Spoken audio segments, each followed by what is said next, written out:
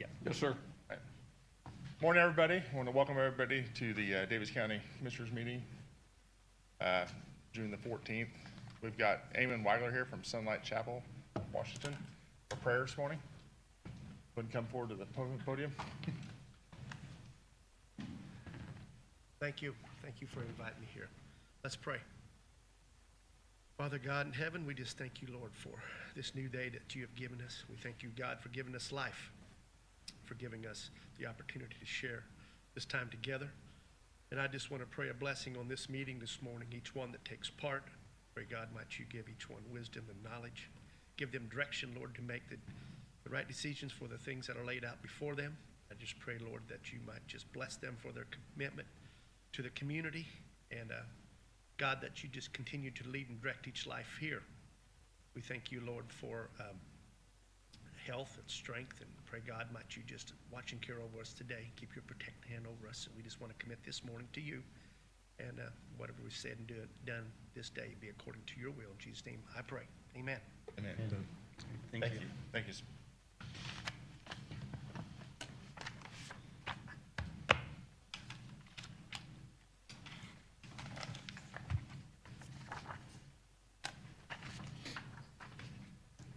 All right, we got the meeting minutes from May 24th meeting. Gentlemen, had a chance to look those over. I was absent. Any corrections or anything? If not, I'd like to look for a motion to approve. So moved. Got a motion by Ron Arnold, Second. second by Nathan Gabhart. All in favor? Aye. Aye. Motion carries.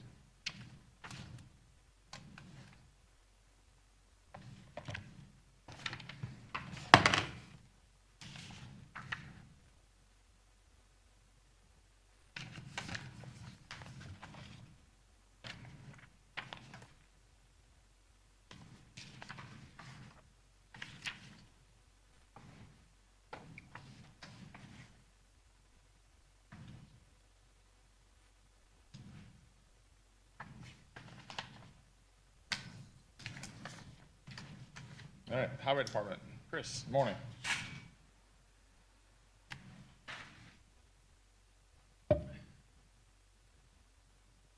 Morning. Do we want to start with the bid? That's on the top. Yeah, of the that'd be fine. list. You did not have a highway meeting this morning. No highway meetings. No highway meeting. If you want to go ahead and open those bids. Okay, got a bid for a 2023 or newer tandem axle dump truck. And we've done this before, but I think we went back and got some additional information.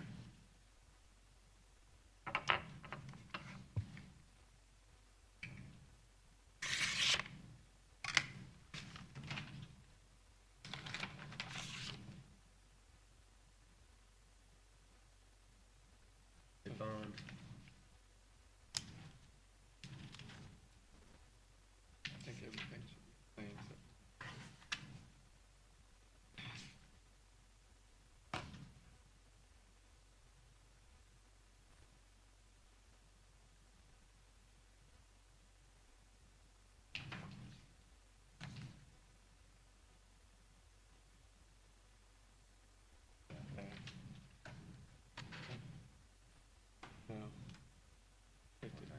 Yep.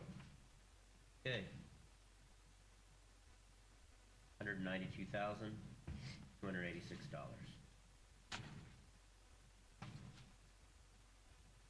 Generally, we take this under advisement, review the information, and bring it back for award. Comments at all or anything?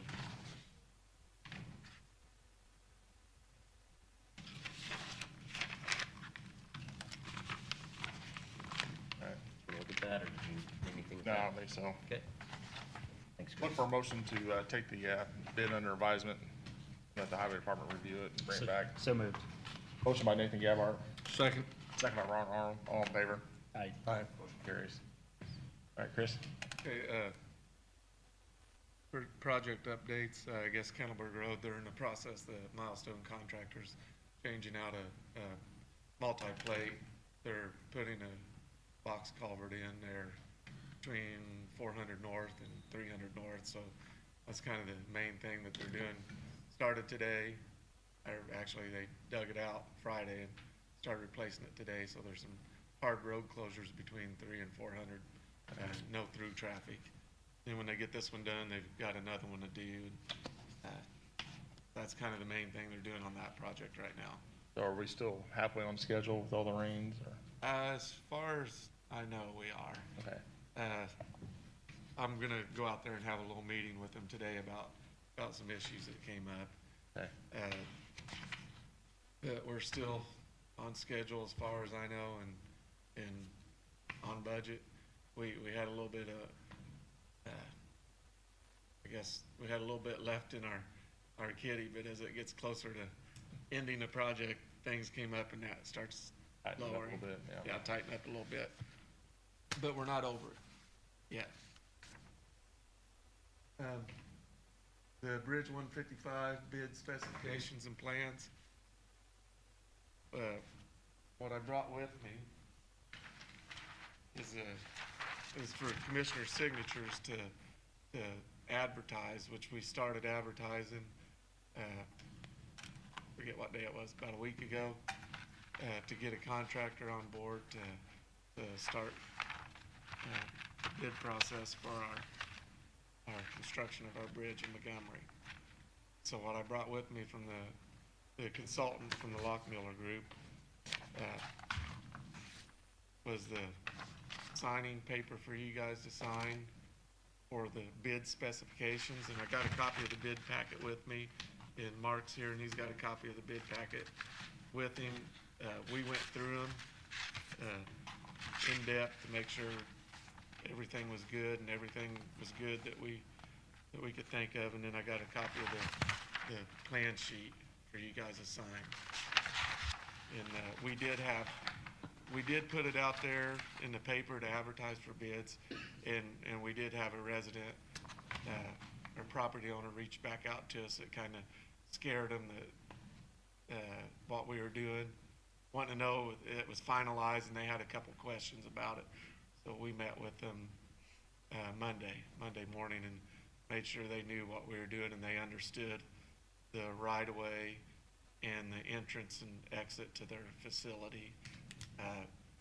By reading the right-of-way stakes, they read them wrong and thought it was a one-lane entrance and exit, which it wasn't. So we did get that ironed out. Well, and on that note, that property owner had reached out Friday morning, and by Friday afternoon, Mark and Chris had set up a meeting with him for Monday morning at 9 a.m. So hats off to Mark and Chris for being On that. so quick on that. That really, I feel, saved a lot of time down the road. So great job. I know if you look at the right-of-way stakes, sometimes you get them confused, and if I look at the plans Mark sends me, sometimes I get confused if I don't read them every day. So, but we got it ironed out, and I think everybody's happy. But they just got concerned that since we was putting the bid specs out to build the bridge, that they thought something wasn't quite the way that we had explained it to them. So we did iron that out. And so I've got these if I want to Yeah. present them to you guys. Any kind of special ink on those, blue or black or what? Well, it didn't say. I signed mine with flash. It's got 3 commissioners on this one. I put the date, and it's got Patty. Okay. And then plan sheet was they'll do it on this full-size copy, and then the skeleton. It's got All of us on there. sorry. Yep, you're good. It's got all of you guys. It's got Patty, and it's got Grant Okay, on there. all right.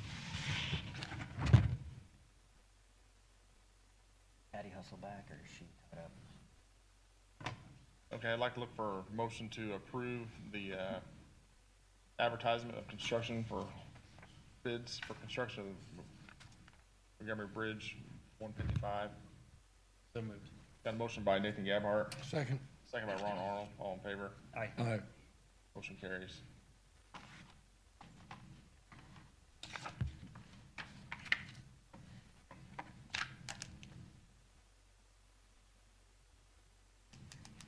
Blue and black. Whatever it takes.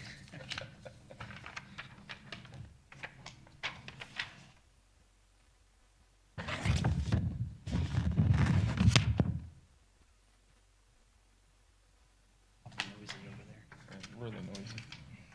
And also got about that microphone maybe.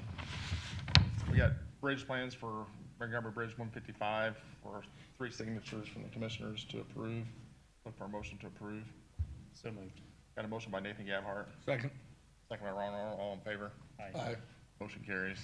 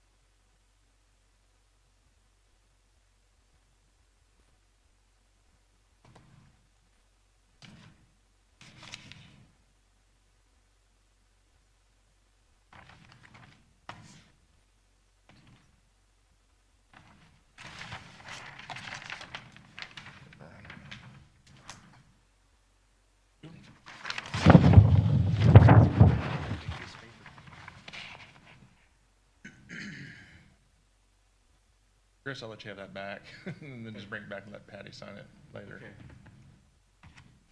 Next time I'll leave it up here and have you guys come up here and sign it. Won't hit the microphones. Come get that, Chris.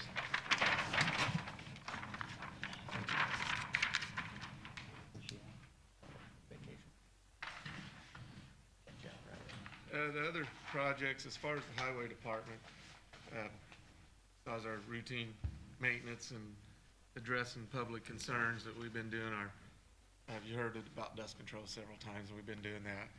I've got some other numbers, I can give you guys for like tomorrow's meeting on dollars and cents, but, we basically, out of the 170 total spots of dust control that we had people sign up for, we had 29 left to do. So, Going along pretty good. yeah, we had them, and the 29 that are left to do was the 29 that came in after the deadline. So we went ahead and accepted them, but made a phase 1 and a phase 2. Everybody came in and applied for them and paid. Before the deadline was phase 1, and everybody that came in after the deadline was phase 2. So phase 1's completed. We was hoping to have it all done in June, which I think we will. And it was like 19.3 miles of dust control. The 170, and 19 miles doesn't sound like a lot, but that's a lot of stop and starts. Yeah. Till you run it. Yeah, till you run it. And also that 19 miles there's like a 3-step process. You've got to go in there and put it to grade and rock it, and then the next process is coming through and actually putting the application down. And then the next process is coming back and cleaning up the excess. So that 19 miles is times 3. And I did gather some information for you guys to have as far as dollars and tons that we use for the dust control. So going forward, we can make decisions on a better way to do it and I guess process our funds or allocate our funds towards it. Right. So I do have that, and I can give it to you guys tomorrow. Other than that, I've got the LPA voucher. Just got one. Got the one. I'd like to give it to Ron. It's yeah. from Lockmiller.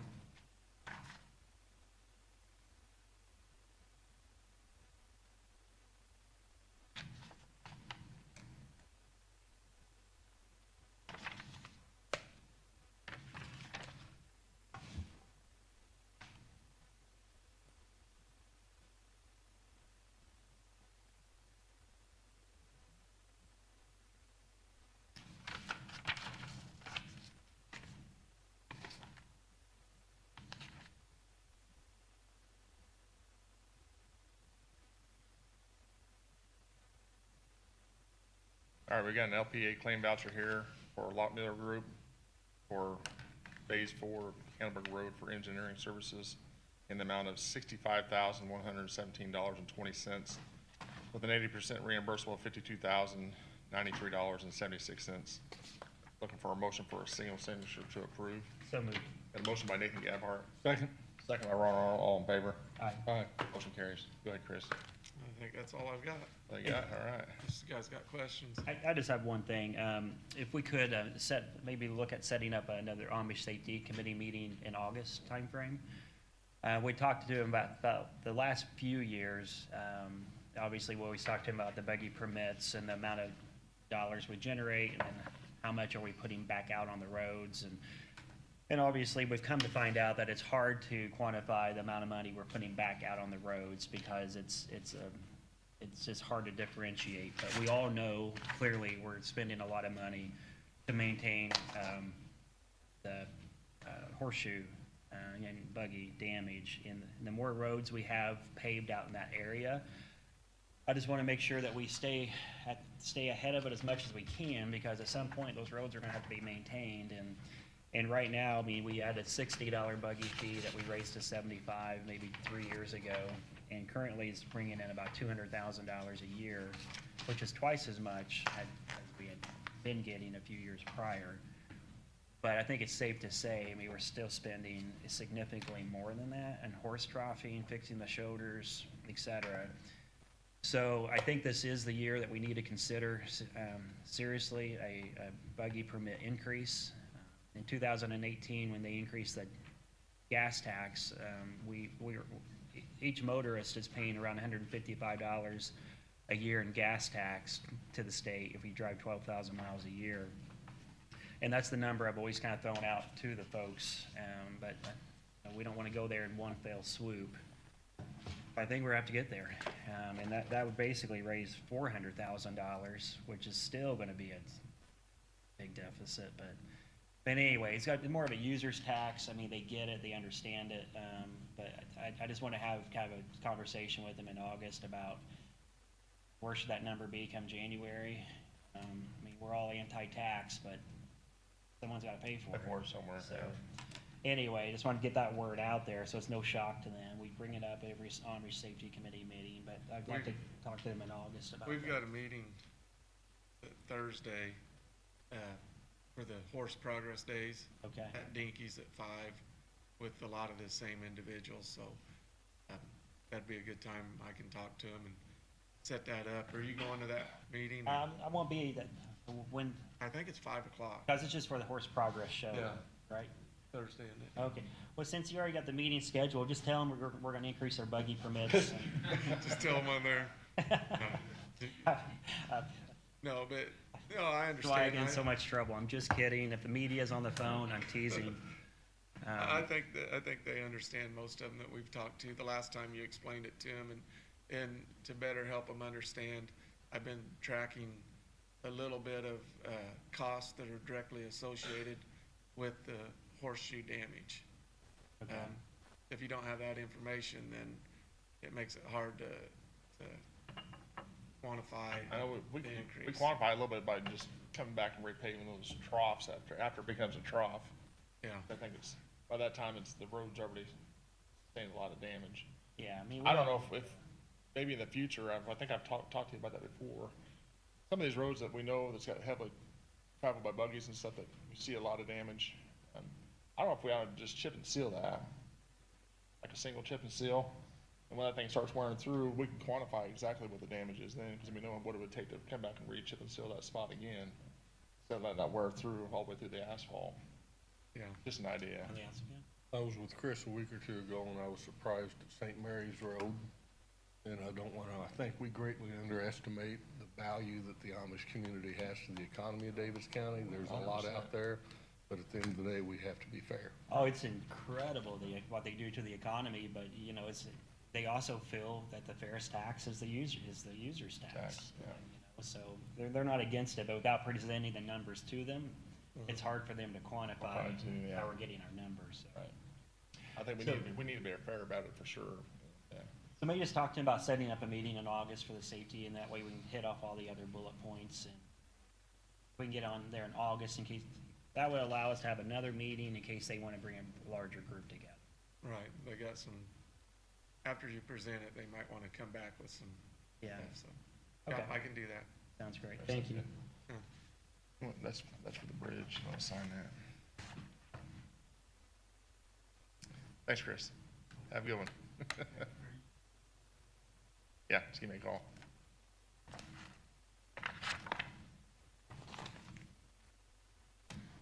Another bridge.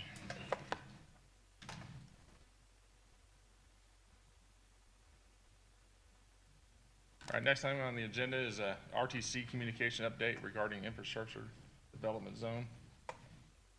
Morning. Good morning, how are you, gentlemen? Doing good. First of all, thank you for inviting us in here today, and appreciate that.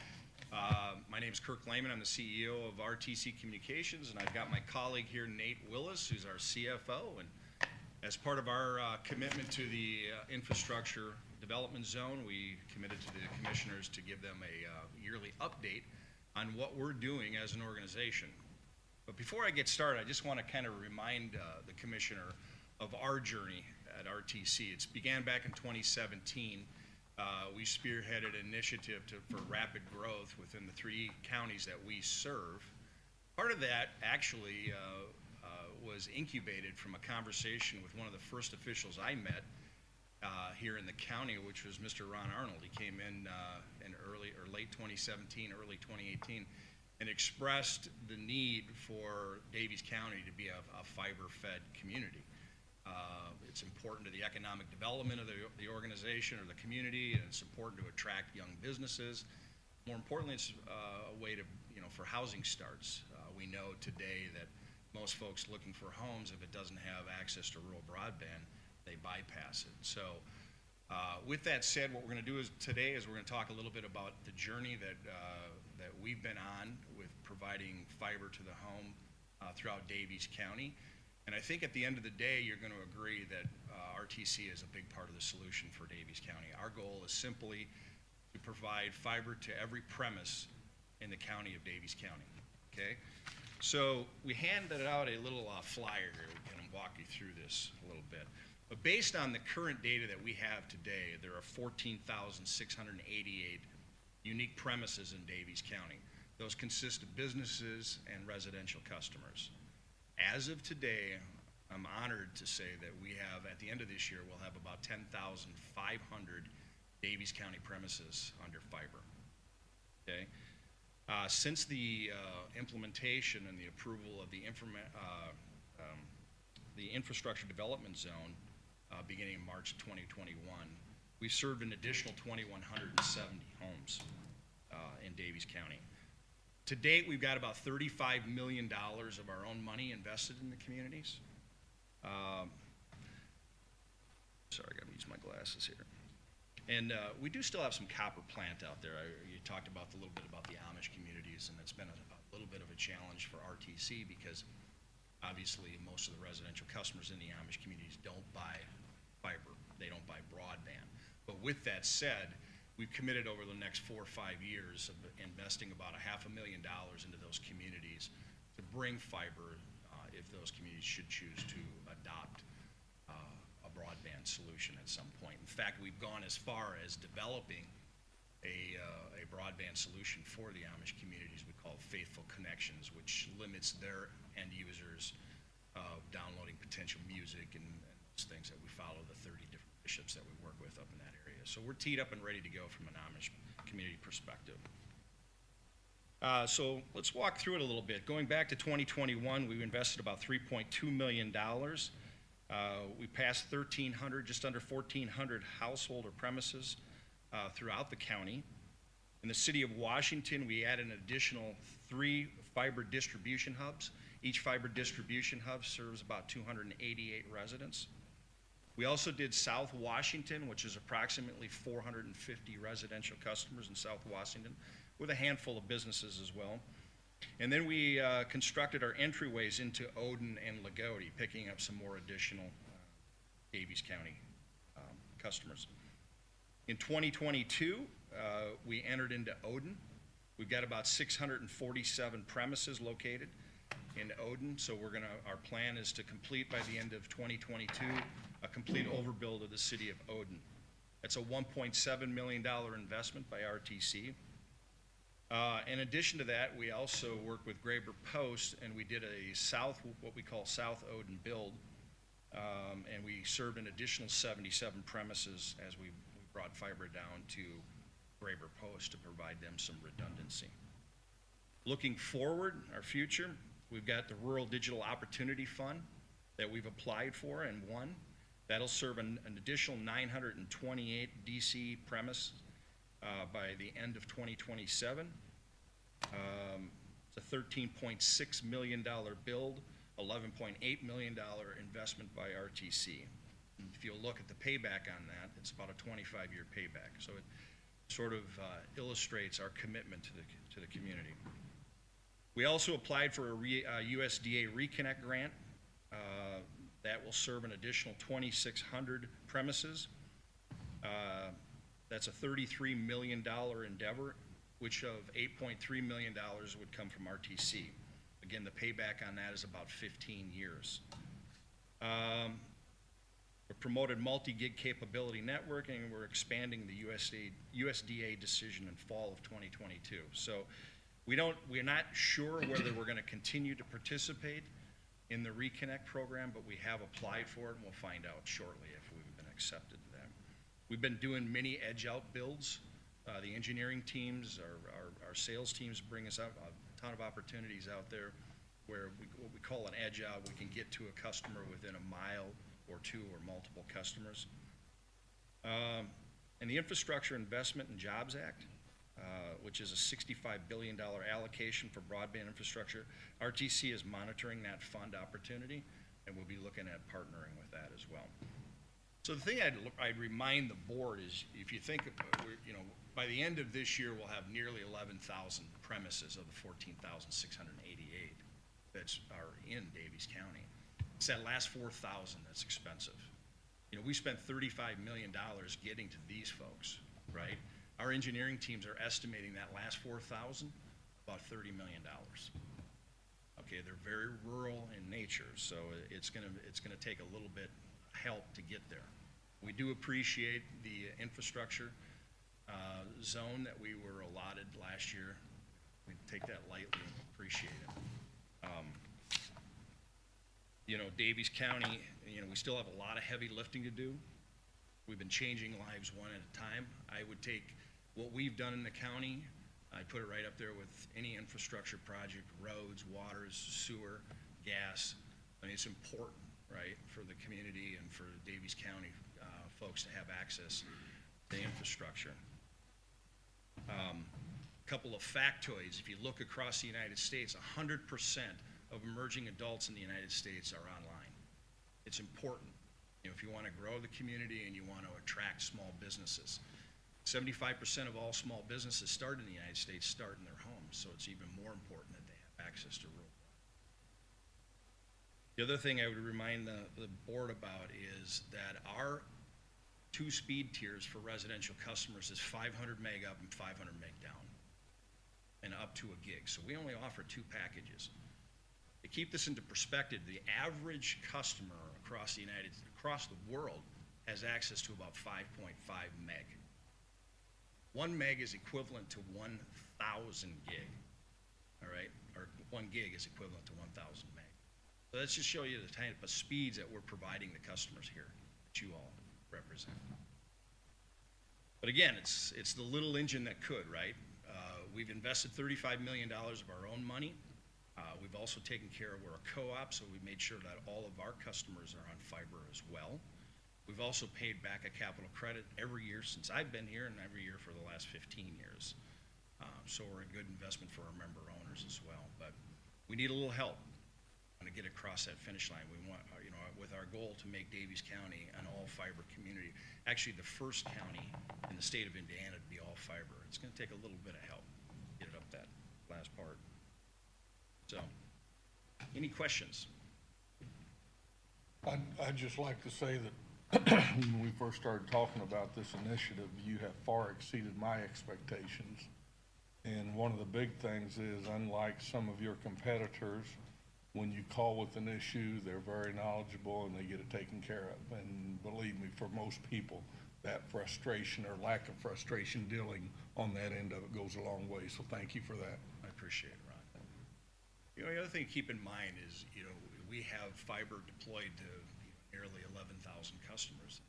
Not every one of those customers take broadband. With the city of Washington, we're at about 45% market penetration. So customers still have a choice. The younger generation like to use mobile devices. There's Starlink now coming online. So it's not like we're a monopoly out there as well. So you look at the paybacks and some of these investments that we're making, they're long.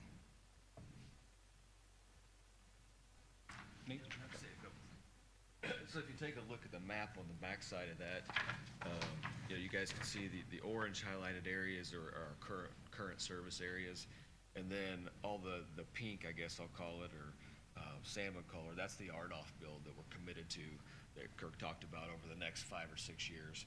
And then the blue area is the reconnect application that we put in. So that would also, would actually build out fiber to that entire Amish area that we talked about earlier. But you know, just visually from the map, you can see from the perspective of all that blue and pink, you know, how rural and how much area that covers, and why it's such an expensive build to get those last 4,000 or so customers. And then something else I just wanted to touch on or highlight that Kirk mentioned about, you know, housing developments and things like that. So as you guys know, we have the Ryan Breck Homes is building the housing development out here. We partnered with them, and we went, as soon as we heard about that, we called them up and said, hey, we'd like to partner with you guys. We'd love for those to be fiber, every one of those units to be fiber fed. And so we've partnered with them. We actually signed a contract, I believe, last week. And we've already reached out to Kirstein's as well for the other housing developments going up out along 50. So, you know, we reach out, we try to be very good partners to help drive those things forward.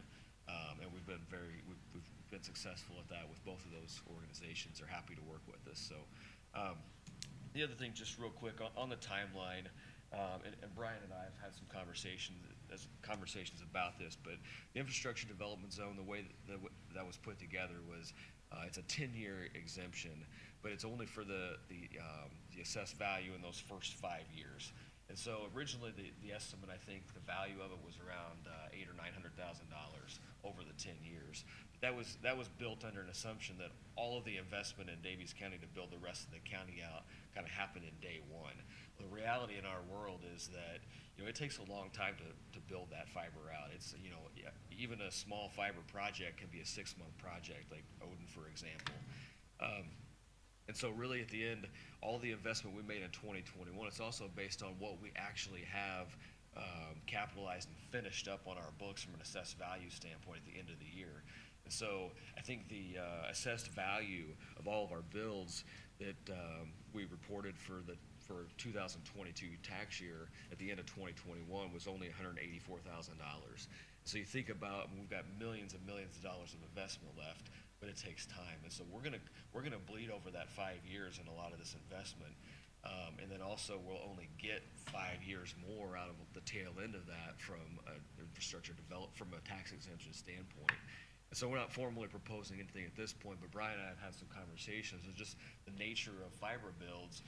You know, maybe we ought to potentially look at extending that infrastructure development zone to, you know, 20 years or something like that to really help us get the actual full benefit of what we talked about up front. So again, not a formal proposal, just something we've been kind of throwing around as another way to help us with these builds, but not with an actual direct cash outlay. So just something that we'll have some more conversations about, but that we've been batting around. So Sounds good.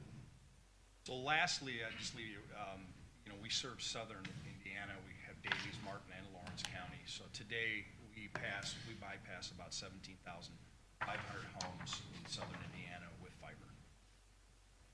11,000 of those.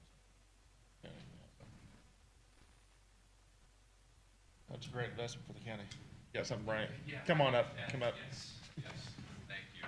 If I could just add very briefly, so yeah, Nate very graciously mentioned that we've been talking about the infrastructure development zone. Kirk, Nate, the rest of the team have just been phenomenal to work with at RTC Communications. Ron is spot on, which is the level of service that they offer. I can speak to that personally and professionally, right? So they're phenomenal partners here in Daviess County. We're fortunate to have them headquartered right here in the community, doing what they're doing. The Economic Development Corporation has hired a group, JSI, right? And they are a national consulting firm that works specifically on broadband projects, both with broadband providers like RTC Communications and with communities like Daviess County, right? So the Economic Development Corporation has hired them, and we've run an economic impact model that we've been working with the RTC team on.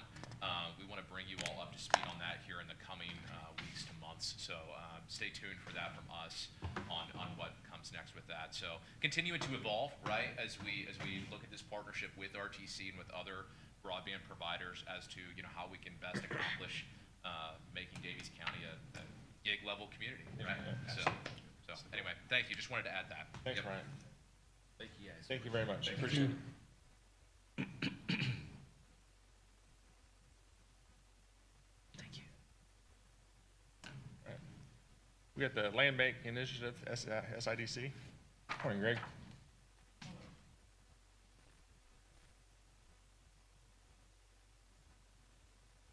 Good morning. Morning. I wanted to do two kind of things here today is go over, thank the commissioners for their support of SIDC over the years. We always have an annual allocation that comes up, and the county pays that in order to be a member of the SIDC organization, and for that, they get a lot of services in return.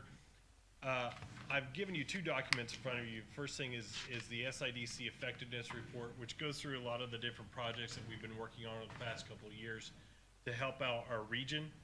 And so you can kind of see there's around 780,000 different planning activities that have been done. With infrastructure, there's been about 5.3 million in infrastructure projects that we've helped get funded. We're foraying into some defense activities right now with a grant that we received from the Office of Local Defense Community Collaboration, which is a federal organization. But we're working on legislative initiatives that would then turn around and help our local communities with encroachment issues for the base, to help keep the base rack-proof in the future, as well as maybe put more resources into the local communities around those installations in the state and create sort of a special funding there. We've been doing a lot of our community impact hour information, getting good information out to the people there. We've got a few on there already scheduled coming up, so if you guys can attend sometime, that would be great. And then a large part of our COVID response was helping our local small businesses out with getting funding from the Office of Community and Rural Affairs. And as you can see there was 273 businesses and 1,522 employees that were affected by SIDC through those programs across our 5-county area. On the third page there, we go over a lot of our housing initiatives that we're doing in order to do owner-occupied rehabilitation, help rehabilitate different homes. I mean, we're averaging roughly 60 homes a year that we're rehabbing, and those people would never be able to rehab their home if it wasn't for this kind of fund that we're there, and we're keeping a lot of people in those homes, and quite frankly, a lot of veterans in their homes. We've been doing a broadband digital inclusion plans. We hired a broadband digital fellow, and so she's been kind of doing a lot of programming to help small businesses understand things that will help them through the next kind of pandemic that may happen. And that's, a lot of our smaller employers don't have an online presence, can't sell online, and so she's been putting things together to help them bridge that gap of getting to the point where they can actually sell online, and then what steps they need to do like digital marketing and that kind of stuff. So it's been a good position for us to have. We have her for another year as we're doing that. Of course, brownfields, us DC for our brownfield programs. We continue to work on different properties in the area, and you know the big ones. Of course, we do our historic preservation and help you get with grants on that for historic preservation, and our traffic counting program for our highway department so that they know where to put the money at for the different roads, and then helping out those small communities with their asset management plan so they can go and get that the money from NDOT, and leverage the dollars there for each of those. And then we've just got a lot of our regional partners been helping out the county on the HELP program, and many different committees and steering organizations and all that kind of stuff. So, you know, all that kind of boils down to, for every dollar you put into SIDC, you're getting 194 in return. And so that's a pretty good rate of return on any kind of investment that you would be making. So just wanted to say thank you, kind of give you a little bit of that information there. And then tell you about our next foray. So we've been working quite a bit with the housing issues in our counties. All of my 5 county areas each of them has a housing deficit. I guess across the entire state of Indiana, there's a housing deficit. For Daviess County, you know, currently you're needing to create 100 homes every year in order to keep up with demand. And, you know, even then, if we, you know, have some economic boom, then that won't even keep up with it. So we've been looking at creating a land bank, or looking at different tools that would help the region, and a land bank seemed like one of those tools. And when we started really researching it, we realized that, number one, you can't do a regional land bank in Indiana. So we had to go about changing legislation to allow that to happen. So that we got the legislation changed. And so now we're able to do a regional land bank. And the reason why we, you know, initially thought a regional land bank would be important would be because when we looked at rural communities, the cost of doing a land bank on their own was just too expensive. And so if there's a way of sharing that administrative cost across multiple counties, then you lower the cost for everyone getting involved in order to deal with blighted and dilapidated properties. So I've got a lot of slides here on this presentation. I'm not going to go through every slide on there, so just so you know. But I wanted you, in case you had a question on like, oh, what's the difference between a land bank and a redevelopment commission? There's a slide for that in there that'll tell you a little bit of those things. But let me kind of run through some of these things. So I'll have you go to the second page there. So what's a land bank? So it's either a government entity or a nonprofit entity, and SIDC would be proposing, since we're government, to set up a not-for-profit. That would help us with liability on holding different properties, and it allows you to establish a board where I don't have to bring my 36-member board in to make decisions on land banks. I can set up a different board process, which would more than likely be a 7 to 9-member board on this. They're looking at dealing with vacant and abandoned properties and delinquent properties, those problem properties that no one really wants to deal with or have an avenue to deal with in the county. The need for land bank, you know, land banks help create housing stock that's in the areas where you already have infrastructure, and that's needed. You get that infill development. It helps stabilize the different neighborhoods that you're working in. And then there's also, you know, we're all nice in Indiana and we don't report on our neighbors that, you know, they may have code violations. Well, it also creates a mechanism for reporting code violations. You can just tell the land bank that a code needs to be, something is going on in their neighborhood that needs to be reported. The land bank can do the reporting on that, and then that way keeps neighbors out of, you know, being the bad guy there.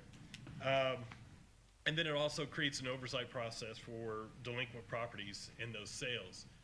You know, when you guys sell properties at the tax sales, it's highest bidder. And that doesn't always mean that it's going to go to the right entity that has a plan to redevelop that property. With a land bank, people will, once the property is in the inventory of the land bank, people will apply to the land bank. They will be reviewed. There will be a financial, you know, a review of their finances. There will be a review of their ability to perform. And then only after that review will they be eligible to purchase the property from the land bank. And that gives, and there'll also be clawbacks to where if they don't do what they said in their application, that property goes back to land bank. It doesn't go back on the tax rolls, you know, delinquent property list. So there's someone performing those oversights for it. And then there's also a need for securing a lot of those sites because they're unsecured and then they can be unsafe, and they become fire hazards, police hazards, that kind of stuff. So, land bank, typically, third page there is how's the land bank work? And it's, the land bank acquires properties either from the tax sale, the commissioner sale, or from the no sales after a commissioner sale. That's really their bread and butter. That's where they're gonna get most of their properties from. They also can receive donations, or, if there's special properties in the community that want to be targeted, then they can target just going out and purchasing those properties. Most of the time, that's not the most cost-effective way of doing it, but, sometimes you have people that have some really blighted properties, but they pay their taxes on it, so there's no way of kind of getting those properties cleaned up. And a land bank could come in, buy the property, clean it up, and then turn it back over. So we are considering doing a regional land bank. We have been asked by Indiana Uplands to expand what our region would be. So SIDC is typically a 5-county area. We're looking at 12 counties to try and opt in. I don't think I'll get 12. But, the more people that are opting in, the lower the cost for the administrative, and then, the potential of doing more properties. You get too big, you also lose a little bit of that community understanding of what's going on in the area. But, I'm kind of thinking there'll be somewhere between 7 and 9 counties that will sign on to this. The timing is really good right now because of the ARPA funds that the state has. And so they're giving funding to ROI, the Indiana Uplands Group, and they have targeted this regional land bank as one of the first initiatives that they want to do. So they're willing to put roughly 1.2 million behind it for the first 2 years. And then after that,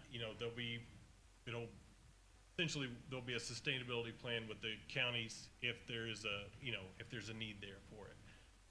With that 1.2 million, depending on the number of counties that come in, that would mean roughly 8 to 12 properties, and each county would get cleared, remove the tax liens, and then get them back turned over into the tax rolls there. So there will be local oversight, so each county will have a board member on the land bank, and then the local oversight, I would like for you to establish a committee, 3 or 4 people to kind of give a prioritization of properties that you want the land bank to go after first. And from that prioritization, then the full board of the land bank would then look at where to spend funding at.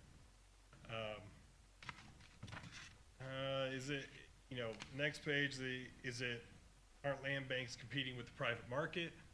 We don't want to compete with the private market. Typically, no. These are properties that people aren't trying to purchase, that there isn't a solution for. There may be in some instances, but for the most part, no. Why regional? It's cost prohibitive to do it for an individual county on your end. You'd probably have to spend $100,000 in order to set up a land bank on your own, and then fund it with money in order to do maintenance, to do cleanup, to do all those different types. Not feasible for every county that we're working in. There's also transparency, which land banks always have an issue with transparency because you want to know who's getting the property, and how are they connected to the people at the land bank. And so this has been a problem with land banks in the past. By having it regional, you've got people potentially in Owen County determining what happens on property in Daviess County. So there's a lot more transparency and a lot more where you're taking the local good old boy network out of it. So, and then also, each county may not have the greatest amount of inventory. Daviess County, I'd say you're kind of middle of the road for the inventory that you guys have here. I think a lot has to do with how good your auditors are in the county. So, but other counties, compare yourself to Lawrence County, they have 150 properties that are kind of in that delinquent tax roll process, whereas Daviess is somewhere in the 30 range. So, let's see, we've got some slides on when it makes sense to use land banking. I think I've kind of gone over that. And then what kind of properties do land banks acquire?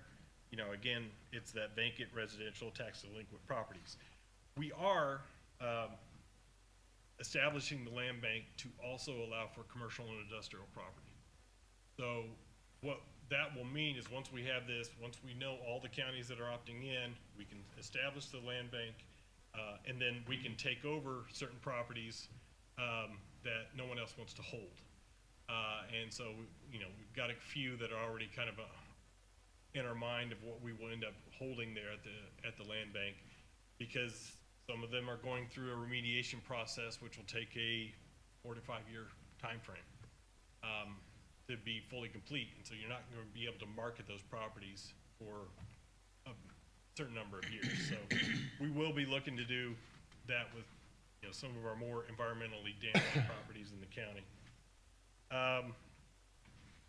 Let's see here. I'm gonna slide you guys all the way to, there's a slide on page 8 on some of the core powers of a land bank, you know, and then the differences of them between them and a redevelopment commission. Redevelopment commission can tax, land banks can't. Redevelopment commissions can do eminent domain, land banks can't. And then, but they can still hold property, own property, clear liens, get those properties back on the tax roll that way. And then page 9, you know, there's the good news from the Indiana Uplands there is where they're willing to seed fund this for the first 2 years. So let me just kind of slip you guys all the way to the very last, page 11 there. And so you can see the number of counties that we're looking at, and then what we need from you guys, if you're willing to join into the land bank, willing to opt in. So first off, you need to make us aware by August 12th. And so I'm not asking for you guys to give me an answer today, but you know, this is, by then is when I would appreciate knowing if you want to opt in or not. We provide you guys with the interlocal agreements to establish the land bank and all the resolutions that you need to pass. We would ask for the commissioners to designate a board member for the full board, which would be 7 to 9 member board of the land bank.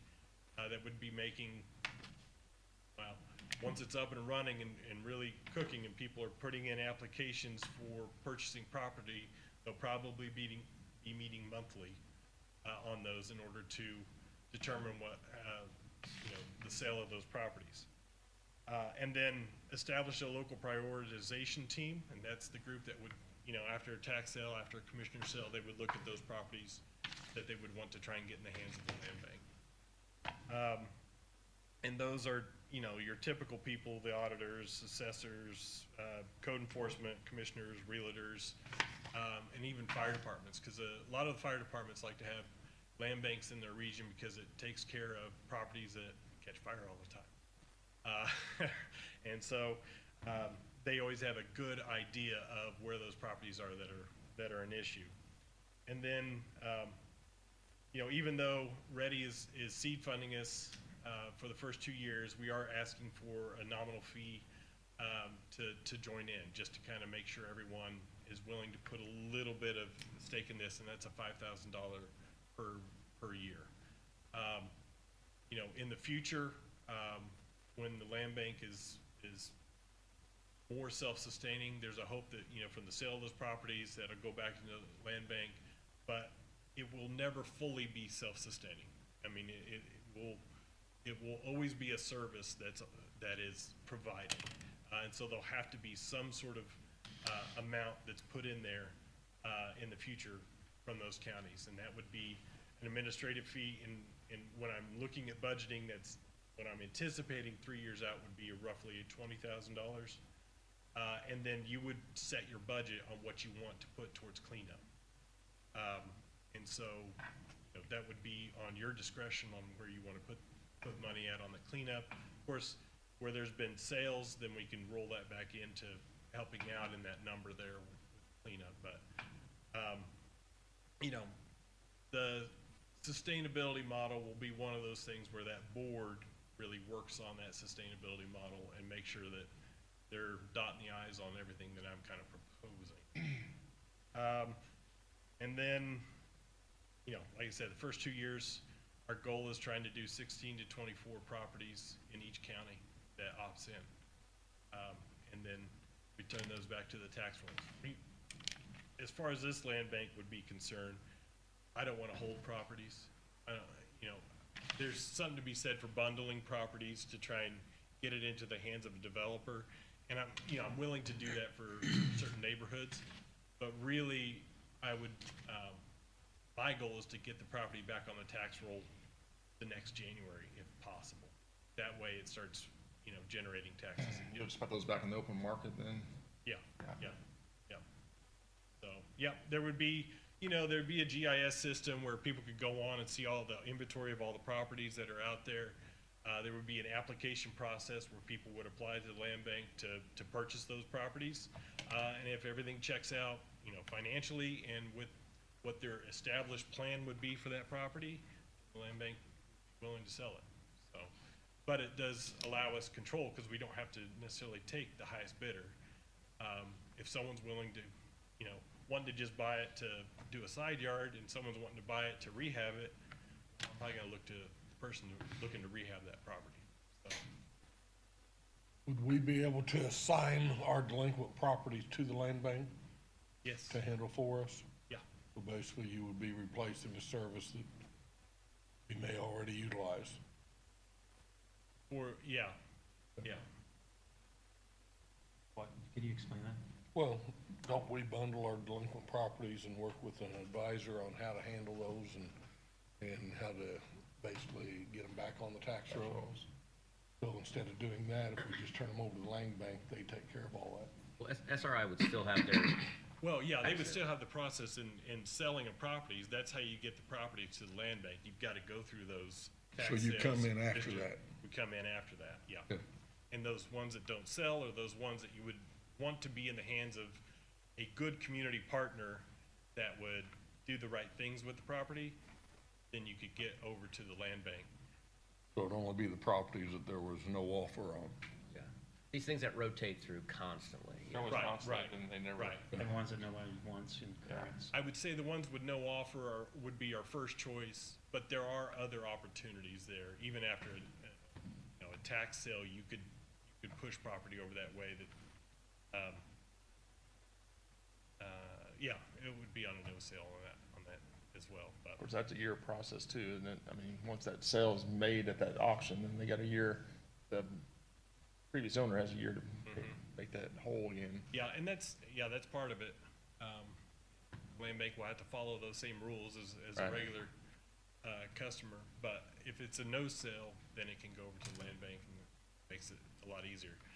I mean, there's just a lot of costs with it. A lot of those costs are legal, and then the cleanup of a lot of properties. I mean, that gets expensive. We would be looking to do an inspection of each of the properties before we determine whether to put them up for rehab or put them up for demolishing.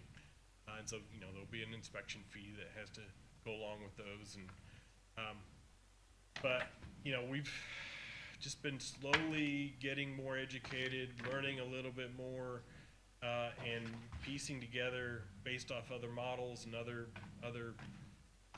groups on establishing this. I'll be honest with you, there aren't a lot of regional planning, a lot of regional land banks. There's maybe like 3 in the US. And a lot of those are like county and city, working together as a region. But, you know, I think, this proposal, this is a valuable tool that really rural regions need just as much as metro areas. Just the metro areas have more disposable income to put towards this type of an effort. And so doing it regionally, I think really makes a lot of sense. It's gonna be crazy trying to get to all the different commissioner meetings, council meetings and stuff like that, trying to get it established, but once we run the process, then I think it'll smooth itself out a little bit. But So I'm just doing some napkin math over here, Greg. So, I mean, 2.4 million in 2 years is gonna be seeded, so it's 1.2 million a year, and then after 3 years, you're projecting 20,000 admin fee per county, and then maybe we got 9 counties. So where's the other $1 million comes from? So, I mean, that comes into when the counties look at what they want to put as their budget for cleanup, for clearing of liens and that kind of stuff, the county will determine that. So it won't just be the counties, you can also turn to like City of Washington and they could set up an account. And so each of the 9 counties will Yeah. have, So that, I mean, I'm sorry, I don't mean to interrupt you, but yeah, that's the transactional level. You Right. pay as you go. But just from the admin fee level, I mean, what are we talking about? so that one The point fixed two is only 10% of that 1.2, that 200,000 of that 1.2 is admin. The So 120,000. $1 million of that is actually clearing properties, cleaning up titles, that kind of stuff. So we're looking at running this administratively on roughly around $200,000 a year. And then So- everything above that is in the properties. 2.5 FTEs, 2.5, yeah. think we can do 11 counties? I'm hopeful. Yeah. I mean, you God love also, you. you have to think, like, a lot of these counties, these are processes that aren't going on all the time. And once you get it to where you've got your mowing crew set and your legal team set, things like that, then things should kind of smooth itself out a little bit. Yeah, no, I love the idea. I love the idea. I guess what gives me a little bit of heartburn starting off, I mean, one, this could be very complimentary to the blight code enforcement officer that, We're trying to we got that process started. So we can, I guess, in Daviess County, we're probably one of the more financially sound counties out of the 11. Yep. And we have, I think you mentioned 33 properties. And so the 16 to 24 properties reverting back to the tax roll will be much less than that here. 'Cause Well, you have 33 in 1 year, so of the 33, you're looking at 8. Yeah, Yeah. so I guess my thinking is that, and just looking, just totally self-serving interest here. I mean, Daviess County, the more counties we bring on board, the more cumbersome it becomes for Daviess County. Because we can spread the admin fee around, but most of these other counties are gonna need the admin people's time much more. Because like, Orange, Owen, Washington County has a significantly more greater inventory of A properties. bigger inventory. Would it make sense for us to have a smaller region?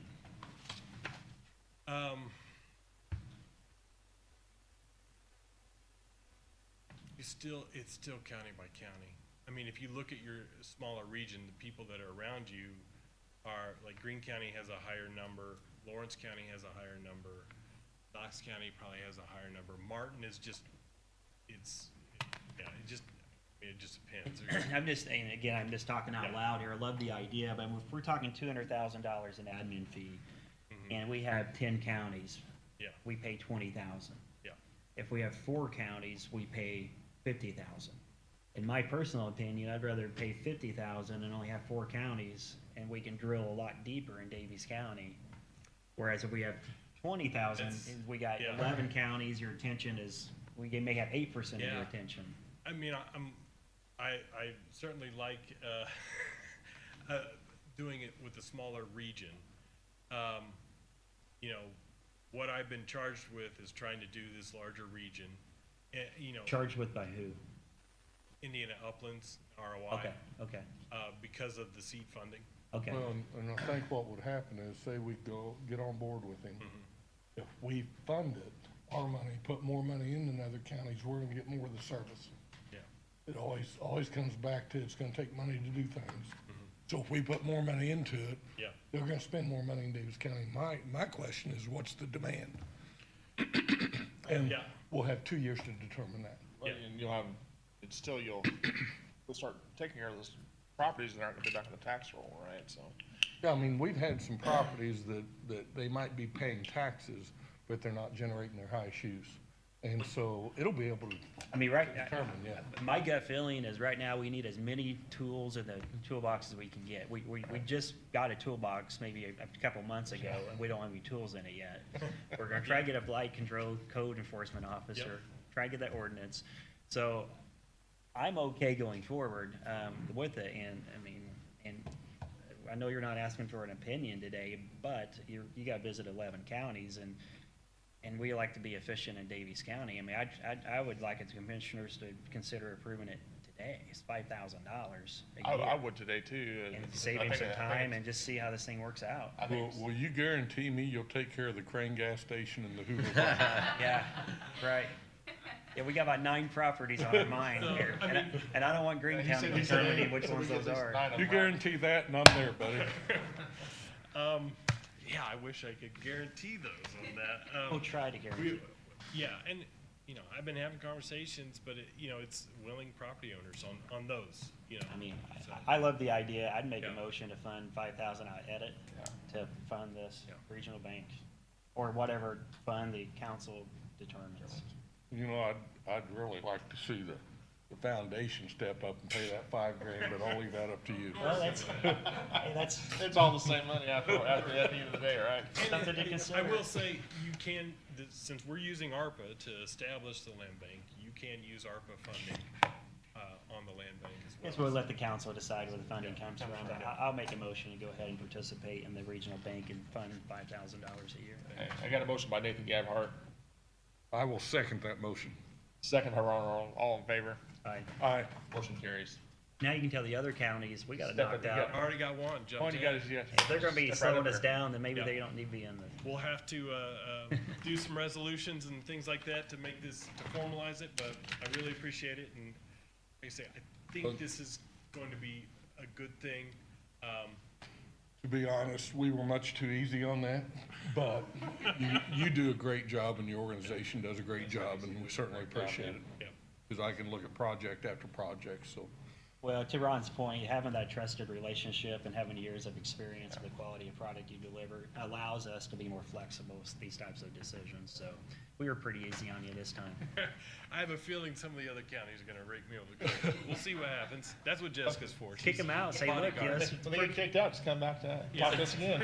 it's a pretty exclusive club, they don't wanna be in. I think it's a great thing too, and that's, SIDC's been phenomenal work with over the years, so I appreciate everything. Yeah. We appreciate it. Thanks so much. Thanks, Greg. Have a good day.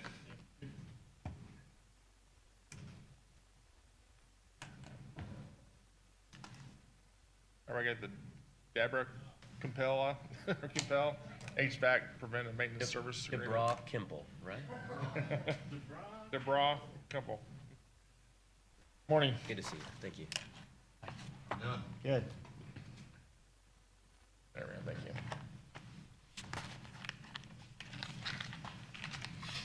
Morning. These guys are the ones that put in the AC units over at the security center. They got the bid on that. They're wanting to talk to you about, enacting a, preventative maintenance Service agreement, contract with y'all.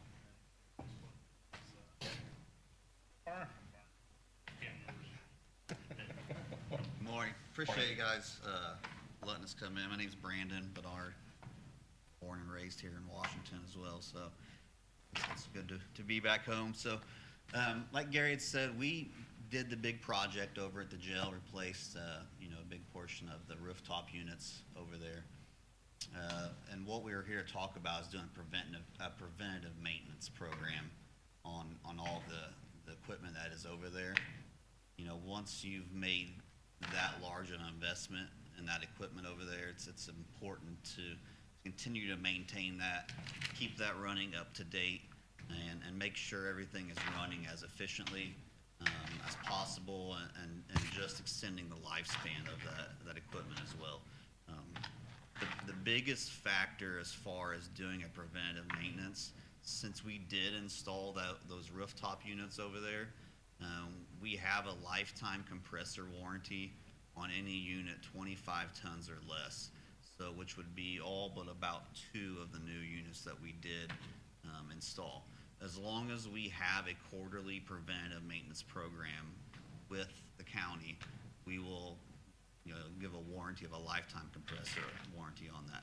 So the most expensive part of that piece of equipment, as long as we are the ones that are maintaining it, staying in front of it, we will, for the life of that thing, guarantee. So that's, something happens, it goes out, that includes parts, labor, everything included with that on those pieces of equipment, on those rooftops. So if you look in, obviously this is a big proposal, I won't go through all of this, I'll spare it. I know that Gary had sent this out digitally. I don't know if any of you had a chance to take a look at it or not. But I've listed all of the equipment that is over there, and related to the HVAC, any of the kitchen equipment, your walk-in coolers. We can take care of all of that. And the reason we put this all in there is, again, to try to, that's an asset to the county, to the jail. Let's try to, expand the lifespan on that and keep that running as efficiently as possible, which will essentially, save some money in the long run, instead of just waiting for something to break and replacing it or calling for repairs. Let's get in front of the issue before it becomes a problem. So I have listed all the equipment that is over there, all of your, your rooftop units, down to, your, like I said, your kitchen equipment, everything is over there. I've also included pictures in here.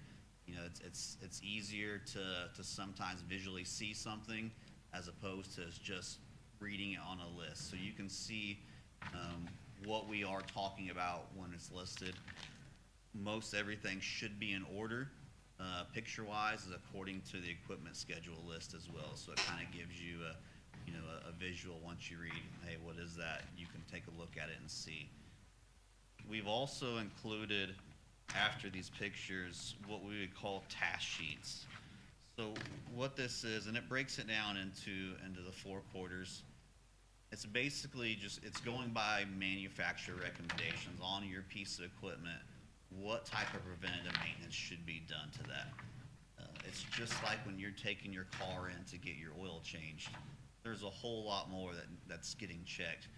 When you're going to the doctor or the dentist, you have to maintain these things, instead of just a wait and see kind of approach. Most everything is, it's showing on here, for each type of equipment, the tasks that are being completed each time. Some of them are required us, quarterly, the package units. Some of the pieces of equipment, we don't need to make 4 visits on those. Your boilers, only twice a year. Same thing with, some of the pumps, exhaust fans, the unit heaters. It shows you what we would actually do every time we come out for a visit. So this service agreement is just for labor, is that what it is, or labor and parts, or parts is on us? No, so on this preventative maintenance agreement, and we actually get to it back here in the solutions page. So what it is it's all the hours, labor as far as filters, all your filters, filter service is included in this. So there's nothing on top of that. Those coils need to be clean on the condensers. So that's included, as well as the cleaning solutions used for those. And then your belts. All these equipment has belts on it. It's recommended that they be changed once a year. We will obviously inspect them every time that we come out, but once a year they will get changed.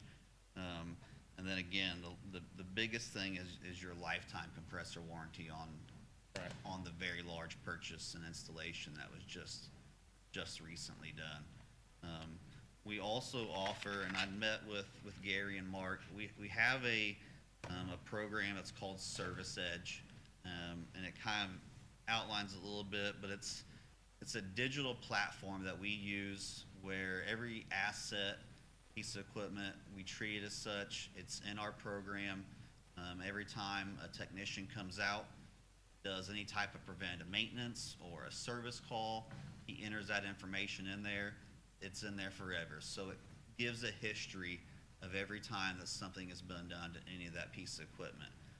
We could set Gary or Mark up on a customer portal as well, so they can always at all time see all the equipment, see all the services that have been done to that piece of equipment. The good part about that is it can tell you a story of which pieces of equipment are nickel and diming you to death. So it gives you a good plan as to, hey, maybe we should address this soon. Let's address this piece of equipment. Maybe it needs to be replaced soon. And it tells a good story. But there's lots of benefits. Like I said, the main thing is just prolonging your equipment, making it run as efficiently as possible. The reduced labor rate will come out. We'll service you 24 hours, 7 days a week, 365. We're always available. Things are going to break. It's just the nature of anything. It's going to break. Correct, yeah. But the whole point of preventive maintenance is to let's try to reduce those breakdowns and get in front of things before it gets to that point. So I may have missed it, so how often do you come for maintenance? It's a Schedule there. Yeah, it's a quarterly preventative maintenance. We would come out 4 times a year. 4 times a year? Yep. And then you do different things each time? Yes, and every time, and we look at those task sheets, it tells you for each piece of equipment, Right. what is done on that certain unit, the time frame. We break it up into seasons. And how much, what was our total investment, Gary, on, Yeah, that's why I was asking the same question. was it, 300,000. is that close? On your, On what you guys did? yeah, it was on the initial investment on the new units that we did. That was just some of the compressors. Yeah. And then as far as, doing this preventive maintenance, you're just under 20,000, so it's 19,896,000 or $6 a year.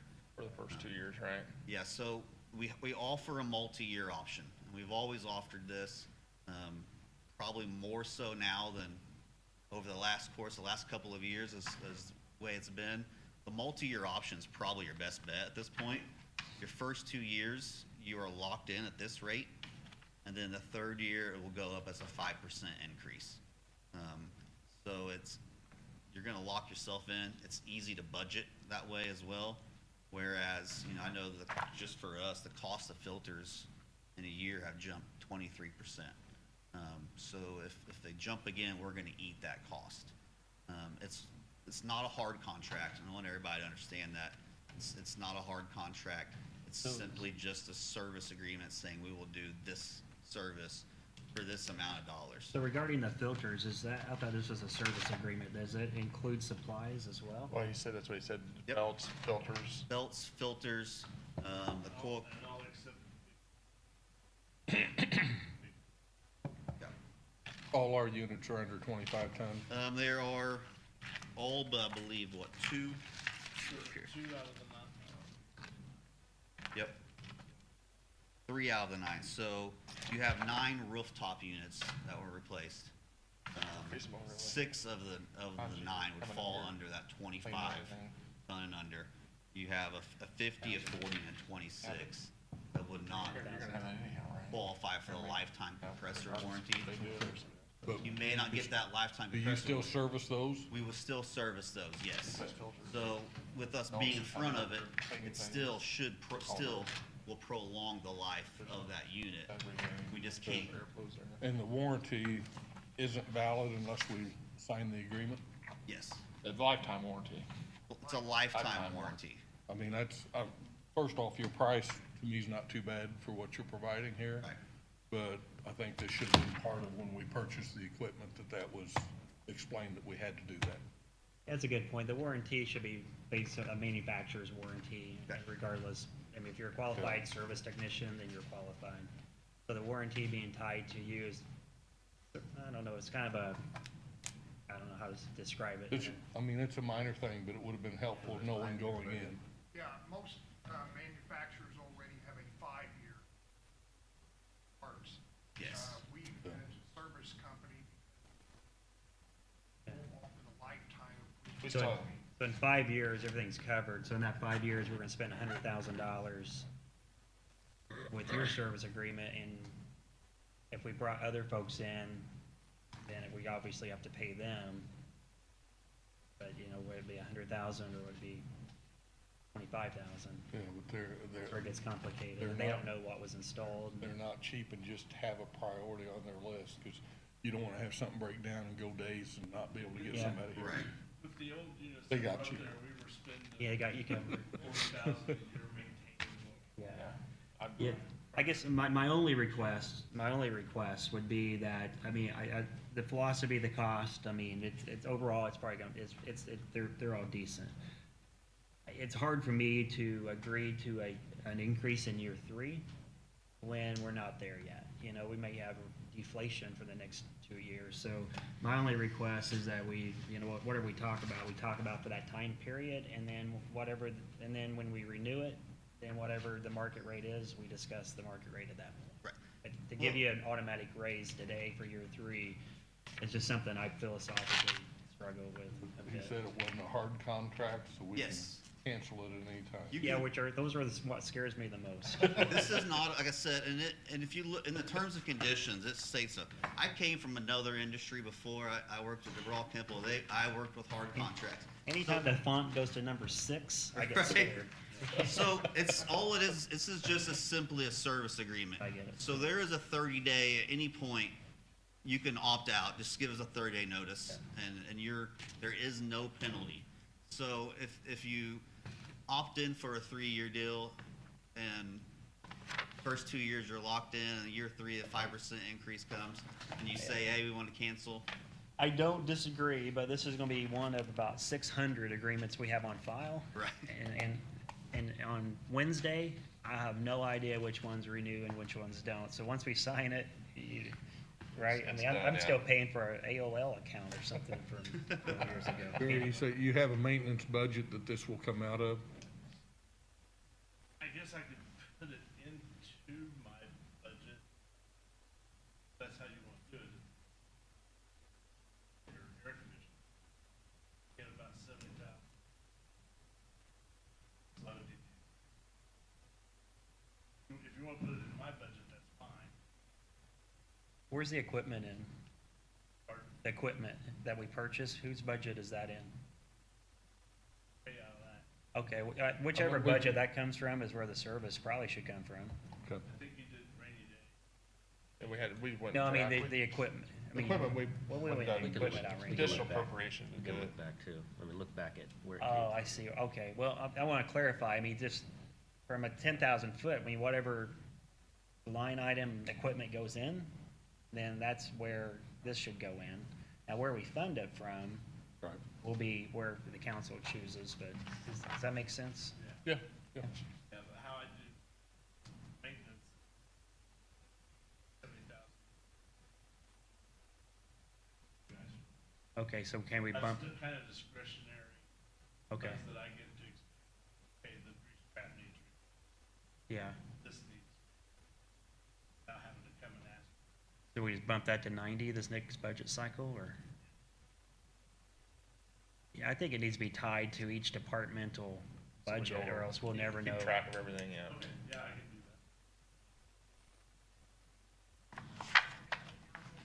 that. Okay, Yeah. yeah. As long as we can strike that 5% increase and just, we'll just renegotiate, renew the contract on end of year 2. I don't want an automatic You just wanna do a 2-year contract then? Yeah, I don't want an automatic, I mean, it may be 8%. I Okay, mean, but doesn't that cut both ways? If we don't do 5%, could they come back with 10 or 15? Oh, it totally could, but philosophically, I mean, I get it, I'm not gonna fight over it, but I would never sign a contract in the private sector that gives someone an automatic increase or decrease in year 3 when we don't even know the service, or, you know, we may be extremely happy and willing to pay 20% more. right. Or we That's might be that's the really good upset part. and say 20K is way too high. Yeah, but see, I'd leave it to protect us, and then if we want to cancel the contract in 2 years, we can do it. 30 days. We've got control of that. Yeah. As long as you remember that. Well, we can put that, we can have I'll go with that if you, you wanna make that motion, Ron, then? I will make a motion that we execute the service agreement. Okay, got a motion by Ron Arnold, I'll second. second by Nathan Gabhart, all in favor. Aye. Motion carries. All right. Thank you, gentlemen, Thank you. appreciate it. So would I have to ask for, well, I know I gotta get approved by the council, so to ask for additional this year, then put it in next year's budget? So you guys are gonna or this contract, I guess, starting today, Well, you guys won't even be there. By the July 1st. July Yeah. 1st. And it would still cover the 4. Well, but quarters. realistically, if you just installed the equipment, how soon does it need to be serviced? They gotta maintain, every 3 to 4 months. Yeah, every quarter, I mean, there still needs to be a service, even if it's brand new. You know, it has to be, just like if you go Really? buy a brand new car. If it's bought it- change your right. oil They'll change the oil. 3,000 Well, miles. yours won't, cause I know my wife's is like 20,000 miles, but. Right. Well, I mean, like I just bought a 20,000 geothermal for my house, and it's an annual maintenance. So I'm not saying you're wrong or you're right, but to maintain to maintain something after 3 months of installation, but you guys do whatever. You guys are the experts. Well, Let me introduce There's other myself equipment to they're you. looking at. My name's Brian Downs. I'm the account manager over the service division for DeBraw Kemple. But what he's saying here for like the preventive maintenance, like right now, cottonwood's been flying like crazy. It's, you know, covering those condenser coils, and now we're hitting 100 degrees. This is your, Okay. this is the coil washing part of the maintenance. The filters are gonna be quarterly filter changes. Those are getting dirty all the time. The belts, a brand new unit, yes, that belt will probably last for the complete year, but it's just, Perfect. You've convinced me. yeah, Perfect. those are the big things today. Just testing you, make sure you knew what you were doing. Would you guys be so kind as to send like a Word document of that over to Gary, just so that we've got it simply? Okay, It's, they, okay, great. auditor's Perfect. office got it. Thank you. Thank you. Sounds Appreciate great. it. Did we make the motion? Yes. We already approved it, right? Yeah. All right, thanks, guys. I appreciate Appreciate it. We're so nice on Greg. We had to be hard on you guys. Real fast. Yeah, real fast. I just Real left my fast. stuff back. Yeah. No, I'm just. been I trying thought to you get sent it back up like- there. No, no, no. No, you're good. No, I never. All right. PayGov, Daviess County Recorder of Indiana, Rosetta Newton. See ya. See you, Brian. Morning. Morning. Bye.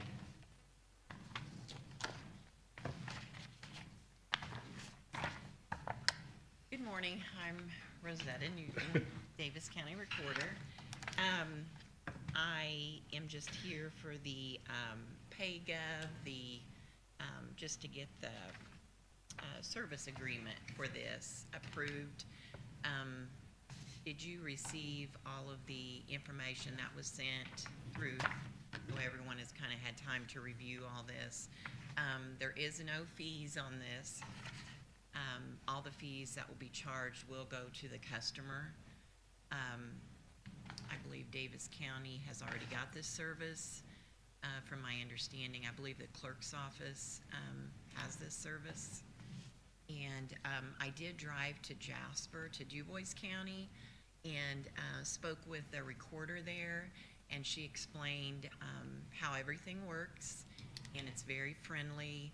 I don't think there'll be any issues with this. We have gotten some feedback from customers that I think this will be a very good service for our office to offer. The ones that call in that need copies of documents sent to them over the phone, it's very fast, easy. For recording documents, we can use this. We can work through our software company, CSI, and so it all is very smooth. So I'm just asking that we approve this and move forward with this service. So it'd just be a standalone machine up there. Pardon? A standalone machine, is that what it is? Well, like each computer will have like a place where we can slide a card. So Okay. it kind of just gets connected with the computer. Okay. And so it's very convenient. So each of my deputies will, up front, will all have one at their desk. And then I also will have one at my desk. And then if I take any phone calls, I too can run that. And all of the equipment and everything is free. So, Gentlemen, have any questions for Rosetta? No, looks good. I just, if it's paid by the user, people Right. using the card, just make sure they understand the fee's going to be charged. exactly. yes, And if they agree to it, then I have no issue. Okay. But Okay. 3% over $33 yes, can get a little yes. steep. I really feel That's- like with the gas prices and, you know, other than the fact that they would come in and, bring the documents into the office to be recorded, it could save, a lot of money for them to drive to our office and take care of these services. And we can send them by email and get everything that they need to them. So, I'll make a motion to approve. Got a motion by Nathan Gabhart to approve. So moved. Second by Ron Arnold. All in favor? Aye. Motion carries. Thank you, Lynn. thank you so much.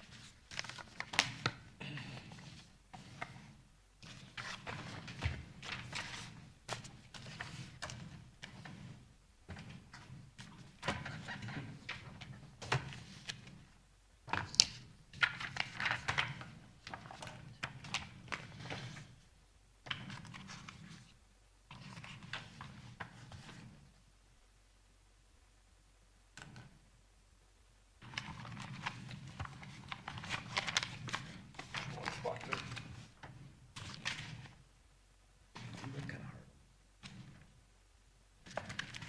Years of spending that. Got a motion. Had on the foot, and I go,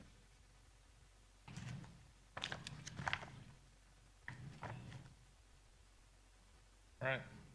You guys have anything else for commissioners? I do not. I do not. You guys have anything else? If not, look for a motion to pay payroll, pay claims, and adjourn. So moved. A motion by Nathan Gabhart. Second. Second by Ron Arnold. All in favor? Aye. Motion carries. Thanks, everyone. These deals and they're. Michael on the Westgate property.